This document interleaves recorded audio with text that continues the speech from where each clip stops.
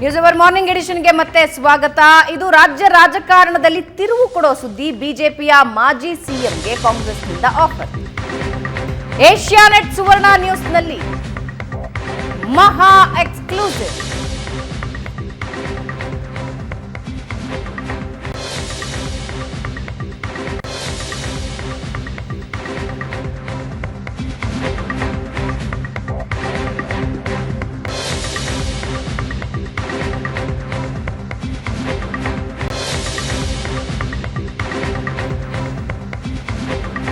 ಮಾಜಿ CM Sadananda Gowda BJP ಬಿಡ್ತಾರಾ?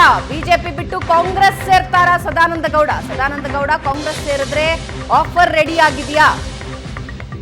ಮಾಜಿ ಸಿಎಂ ಸದಾನಂದ ಗೌಡಗೆ ಡಿಸಿಎಂ ಡಿಕೆಶಿ ಆಫರ್ ನೀಡಿದ್ದಾರೆ. ಚಿಕ್ಕಬಳ್ಳಾಪುರದಿಂದ ಸ್ಪರ್ಧಿಸಿ ಅಂತ ಡಿವಿಎಸ್ಗೆ ಡಿಕೆಶಿ ಆಫರ್ ಕೊಟ್ಟಿದ್ದಾರೆ. ಏಷ್ಯಾನೆಟ್ ಸುವರ್ಣ ನ್ಯೂಸ್ಗೆ ಉನ್ನತ ಮೂಲಗಳಿಂದ ಮಾಹಿತಿ ಸಿಗ್ತಾ ಇದ್ದು, ಚಿಕ್ಕಬಳ್ಳಾಪುರನ ಪೆಂಡಿಂಗ್ ಇಟ್ಕೊಂಡಿದೆ ಕಾಂಗ್ರೆಸ್. ಅದೇ ಕಾರಣಕ್ಕೆ ಪೆಂಡಿಂಗ್ ಇಟ್ಕೊಂಡಿದ್ಯಾ? ಡಿಕೆ ಮಾತಿಗೆ ಡಿವಿಎಸ್ ಒಪ್ಪಿದ್ರೆ ಚಿಕ್ಕಬಳ್ಳಾಪುರ ಟಿಕೆಟ್ ಫೈನಲ್ ಆಗೋ ಸಾಧ್ಯತೆ ಇದೆಯಾ?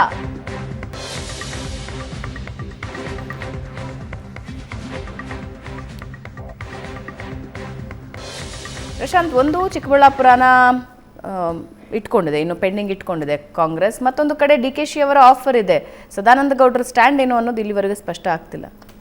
DVG ಒಂದು ಕಗ್ಗದಲ್ಲಿ ಹೇಳಿದ್ರು, ಅದು ಬಹುಶಃ ಇವತ್ತಿನ ರಾಜಕಾರಣಿಗಳಿಗೆ ಅನ್ವಯ ಆಗುತ್ತೇನೋ. ಬೆದಕಾಟ ಬದುಕೆಲ್ಲ ಚಣಚಣವು ಹೊಸ ಹಸಿವು, ಅದಕ್ಕಾಗಿ ಇದಕ್ಕಾಗಿ ಮತ್ತೊಂದಕ್ಕಾಗಿ ಅಧಿಕಾರ ಸಿರಿಸೊಗಸು ಕೀರ್ತಿಗಳ ನೆನೆದು ಮನ ಕುದಿಯುತ್ತಿಹುದಾವಗಂ ಮಂಕುತಿಮ್ಮ. ಅಂದರೆ ಈ ಅಧಿಕಾರ ಬೇಕು, ಕುರ್ಚಿ ಬೇಕು, ಸಿರಿ ಸೊಗಸು ಬೇಕು, ಇದು ಮುಗಿಯಲಾರದ ಒಂದು ಮಾತು. ಪ್ರಾಯಶಃ ಸದಾನಂದ ಗೌಡರಿಗೆ ಎಸ್ ಎಂ ಕೃಷ್ಣರಿಗೆ ಕಾಂಗ್ರೆಸ್ ಎಲ್ಲವನ್ನ ಕೊಡ್ತು, ಅವ್ರು ಬಂದು ಆಮೇಲೆ BJPಗೆ ಬಂದು. ಸದಾನಂದ ಗೌಡರು BJP ಅಂದರೆ ವಿರೋಧ ಪಕ್ಷದ ಉಪನಾಯಕ, ರಾಜ್ಯಾಧ್ಯಕ್ಷ, KMF ಅಧ್ಯಕ್ಷರಾಗಬೇಕಾಗಿರ್ತಕ್ಕಂಥವ್ರು, ಮುಖ್ಯಮಂತ್ರಿ ಆದರು, ಕೇಂದ್ರ ಸಚಿವರಾದರು, ರೈಲ್ವೆ ಅಂತ ಒಂದು ಪ್ರಮುಖವಾಗಿರ್ತಕ್ಕಂಥ ಒಂದು ಖಾತೆ ದೊರಕಿತು.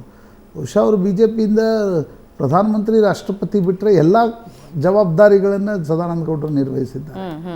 ಆದರೆ ಈಗ ಅವರು ಬೇಸರದಲ್ಲಿದ್ದಾರೆ. BJP ನನ್ನನ್ನು ಸೈಡ್ ಲೈನ್ ಮಾಡ್ತಾ ಇದೆ ಅನ್ನುವ ಕಾರಣಕ್ಕೋಸ್ಕರ ಕಾಂಗ್ರೆಸ್ ಅವ್ರಿಗೆ ಆಫರ್ ಕೊಡ್ತಾ ಇದೆ. ಮೈಸೂರಿಗೆ DK ಶಿವಕುಮಾರ್ ಅವರನ್ನು ಕೇಳಿದರು, ಆದರೆ ಸಿದ್ದರಾಮಯ್ಯನವರು ಬೇಡ ಅಂದರು ಅನ್ನೋದು ಕಾಂಗ್ರೆಸ್ನಿಂದ ಬರ್ತಾ ಇರ್ತಕ್ಕಂಥ ಸುದ್ದಿ. ಈಗ ಚಿಕ್ಕಬಳ್ಳಾಪುರವನ್ನು DK ಶಿವಕುಮಾರ್ ಆಫರ್ ಮಾಡಿದ್ದಾರೆ. ಅಲ್ಲೂ ಕೂಡ ಸಿದ್ದರಾಮಯ್ಯನವರು ಒಂದು ಸ್ಟ್ರಾಂಗ್ ಕ್ಯಾಂಡಿಡೇಟ್ ರಕ್ಷಾರಾಮಯ್ಯ ಇದ್ದಾರೆ. ಅವರನ್ನು ಪಕ್ಕಕ್ಕಿಟ್ಟು ಸದಾನಂದ ಗೌಡರಿಗೆ ಟಿಕೆಟ್ ಕೊಡ್ತಾರಾ, ಅಥವಾ ಈ ಒಂದು ಆಫರನ್ನು ಇಟ್ಟು DK ಶಿವಕುಮಾರ್ ಒಂದು ತಂತ್ರಗಾರಿಕೆಯನ್ನು ಹೆಣಿತಾ ಇದ್ದಾರಾ ಅಂತಕ್ಕಂಥದ್ದನ್ನು ಕೂಡ ನೋಡಬೇಕಾಗತ್ತೆ. ಸದಾನಂದ ಗೌಡರು ನಿನ್ನೆ ಪತ್ರಿಕಾಗೋಷ್ಠಿ ಮಾಡೋರು ನೋಡಿ, BJPಯಲ್ಲೇ ಉಳ್ಕೊಳ್ಳೋರಾಗಿದ್ದರೆ ಹೊರಗಡೆ ಬಂದು ಅಸಮಾಧಾನವನ್ನು ವ್ಯಕ್ತಪಡಿಸಿ ನನಗೆ ಈ ಕಾರಣಕ್ಕೆ ಅಸಮಾಧಾನ ಇದೆ, ಇದು ಸರಿ ಮಾಡಿಲ್ಲ ಅಂತ ಹೇಳ್ಬೋದು. ಬಟ್ ಅವ್ರು ಕಾಯ್ತಾ ಇದ್ದಾರೆ ಅನ್ನೋದರ ಅರ್ಥನೇ ಕಾಂಗ್ರೆಸ್ನಿಂದ ಏನಾದರೂ ಸ್ಟ್ರಕ್ಚರ್ಡ್ ಆಫರ್ ಬರುತ್ತಾ, ಟಿಕೆಟನ್ನು ಘೋಷಣೆ ಮಾಡಲಾಗತ್ತಾ ಅನ್ನೋದನ್ನು ಸದಾನಂದ ಗೌಡರು ಕಾಯ್ತಾ ಇದ್ದಾರೋ ಅನ್ನೋದು ಮೇಲ್ನೋಟಕ್ಕೆ ಅನಿಸ್ತಾ ಇದೆ. ಮತ್ತು BJP ಮೂಲಗಳಿಗೂ ಕೂಡ ಸದಾನಂದ ಗೌಡರು ಇರ್ತಾರೋ ಇಲ್ವೋ ಅಂತಕ್ಕಂಥದ್ರ ಬಗ್ಗೆ ಸ್ಪಷ್ಟತೆ ಇಲ್ಲ. ಆದರೆ ನನಗೆ ಯಾರೋ ಹೇಳಿದ್ರು ಸದಾನಂದ ಗೌಡರು ದ್ವಂದ್ವದಲ್ಲಿದ್ದಾರೆ, ಅವರ ಕುಟುಂಬ BJP ಬಿಟ್ಟು ನೀವು ಕಾಂಗ್ರೆಸ್ಗೆ ಹೋಗಬೇಡಿ ಅಂತಕ್ಕಂಥದ್ದನ್ನು ಹೇಳಿ. ನನ್ನ ಪ್ರಶ್ನೆ ಅದೇ ಆಗಿತ್ತು. ಐಡಿಯಾಲಜಿ ಮೇಲೆ ರಾಜಕಾರಣ ಮಾಡಿದವರು ಈಗ ಸಂಪೂರ್ಣವಾಗಿ ತಮ್ಮ ಐಡಿಯಾಲಜಿ ಬದಲಾವಣೆ ಶೆಟ್ಟರ್ ಅವರು ನಮ್ಮ ಎದುರುಗಡೆನೇ ಇದ್ದಾರೆ. ಹಿ ಕುಡ್ ನಾಟ್ ಬ್ರೀದ್. ಎಷ್ಟು ಬೇಗ ಹೋದ್ರೋ ಅಷ್ಟು ಬೇಗನೆ ವಾಪಸ್ ಬಂದು ಅದು ಅನೇಕ ಕಾಂಗ್ರೆಸ್ಸಿಗರಿಗೂ ಕಾಂಗ್ರೆಸ್ಸಿಗರಿಗೂ ಕೂಡ ಅದು BJPಯಲ್ಲಾಗಿದೆ. ಫ್ರೆಶ್ ಎಕ್ಸಾಂಪಲ್ ಶೆಟ್ಟರ್ದೇ ಇದೆ. ಸದಾನಂದ ಗೌಡರು ಅಂತಹ ಡಿಸಿಷನ್ ತಗೊಳ್ತಾರೆ, ಯಾಕಂದ್ರೆ ಅವ್ರ ಎದುರುಗಡೆನೆ ಒಂದು ಉದಾಹರಣೆ ಇದೆ. ನೋಡಿ, ಪಾಲಿಟಿಕ್ಸ್ನಲ್ಲಿ ಸಿದ್ಧಾಂತ ಅಂತಕ್ಕಂಥದ್ದು ಅಂತಿಮವಾಗಿ ಯಾರು ಫಾಲೋ ಮಾಡ್ತಾರೋ ಅವ್ರಿಗೆ ಸಿದ್ಧಾಂತ ಇರುತ್ತೆ, ಯಾರು ಫಾಲೋ ಮಾಡಲ್ಲ ಇಲ್ಲಪ್ಪ ನಮ್ಗೆ ಆ ಕಡೆಯಿಂದ ಆಫರ್ ಇದೆ ಅಂತಕ್ಕಂಥ ಅವರೇ ಮೊನ್ನೆ ಹೇಳ್ಕೊಂಡ್ರು, ಕಾಂಗ್ರೆಸ್ನಿಂದ ನನಗೊಂದು ಆಫರ್ ಇದೆ, ಚಿಕ್ಕಬಳ್ಳಾಪುರದಿಂದಿದೆ, ಮೈಸೂರಿನಿಂದಿದೆ, ಬೆಂಗಳೂರು ನಾರ್ತ್ ಇದ್ದಿದೆ ಅಂತಕ್ಕಂಥದ್ದು.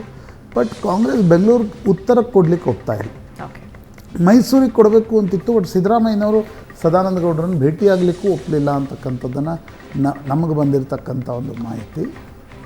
ಚಿಕ್ಕಬಳ್ಳಾಪುರ ಒಂದು ಕೊನೆಯ ಆಪ್ಷನ್ ಸದಾನಂದ ಗೌಡರಿಗೆ ಕಾಂಗ್ರೆಸ್ ಇಟ್ಟಿದೆ. ಅದು ಎಷ್ಟರ ಮಟ್ಟಿಗೆ ವರ್ಕ್ ಆಗುತ್ತೆ, ಹೈಕಮಾಂಡ್ ಅದಕ್ಕೆ ಒಪ್ಪಿಗೆಯನ್ನು ಕೊಡಬೇಕಾಗತ್ತೆ, ಇವೆಲ್ಲ ಅಂಶಗಳು ಇವೆ. ಸದಾನಂದ ಗೌಡರು ಬಿ ಜೆ ಪಿಯಲ್ಲೇ ಉಳಿತಾರಾ ಕಾಂಗ್ರೆಸ್ನಲ್ಲೇ ಹೋಗ್ತಾರಾ ಅಂತಕ್ಕಂಥದ್ದು ಒಂದು ಸ್ವಲ್ಪ ಇಂಟ್ರೆಸ್ಟಿಂಗ್ ಆಗಿದೆ ಅಂತ ಅನಿಸುತ್ತೆ. ಬಟ್ ಅವ್ರಿಗೆ ಬಿ ಜೆ ಪಿಯಲ್ಲಂತೂ ಇರುವ ಮನಸ್ಸಿಲ್ಲ. ಕಾಂಗ್ರೆಸ್ನಲ್ಲಿ ಏನು ಕೊಡದೆ ಯಾಕೆ ಹೋಗ್ತಾರೆ ಅಂತಕ್ಕಂಥ ಪ್ರಶ್ನೆ ಇದೆ ಕೂಡ ಇರಬಹುದು. ಇನ್ನು ಒಂದೆರಡು ದಿನದಲ್ಲಿ ಮೇ ಬಿ ಫೈನಲಿ ಸದಾನಂದ ಗೌಡ್ರ ಅಂತಿಮವಾಗಿ ಏನು ಗೊತ್ತಾ ಭಾವನ, ಈ ಸಿದ್ಧಾಂತಗಳೆಲ್ಲ ಕೆಳ ಹಂತದಲ್ಲಿ ಕೆಲಸ ಮಾಡುವಂಥ ಕಾರ್ಯಕರ್ತರಿಗೆ ಎಲ್ಲ ಪಾರ್ಟಿಗಳಲ್ಲಿ ಈ ನಾಯಕ ಅಂತ ಆದ ತಕ್ಷಣ ಅವ್ರಿಗೆ ಅಧಿಕಾರದಲ್ಲಿ ಇರೋದು ಮುಖ್ಯ ಆಗುತ್ತೆ. ಏನಕ್ಕೇನ ಪ್ರಕಾರೇಣ ಅಧಿಕಾರಗಳು ಬೇಕು. ಅದು ಬರೀ ಪಾಪ ಸದಾನಂದ ಗೌಡರಿಗೆ ಅಷ್ಟೇ ಯಾಕೆ ಅನ್ವಯ, ಎಲ್ಲರಿಗೂ ಅನ್ವಯ. ಈಗ ಈಶ್ವರಪ್ಪನವ್ರು ನೋಡಿ, ಕಳೆದ ಬಾರಿ ಅವರು ತುಂಬ ಸುಲಭವಾಗಿ 1 ನಿಮಿಷದಲ್ಲಿ ಪತ್ರ ಕೊಟ್ಬಿಟ್ರು. ಈ ಬಾರಿ ಅವರು ಮಗನಿಗೆ ಟಿಕೆಟ್ ಸಿಕ್ಕಿಲ್ಲ ಅಂದಾಕ್ಷಣ ಅವರು ಬಂಡಾಯ ಎದ್ದಿದ್ದಾರೆ. ಅಂದರೆ ಯಡಿಯೂರಪ್ಪನವರು ಅದನ್ನೇ ಮಾಡಿದರು. ಎಸ್ ಒಂದು ಚಿಕ್ಕ ಬ್ರೇಕ್ ನಂತರ ಮತ್ತಷ್ಟು.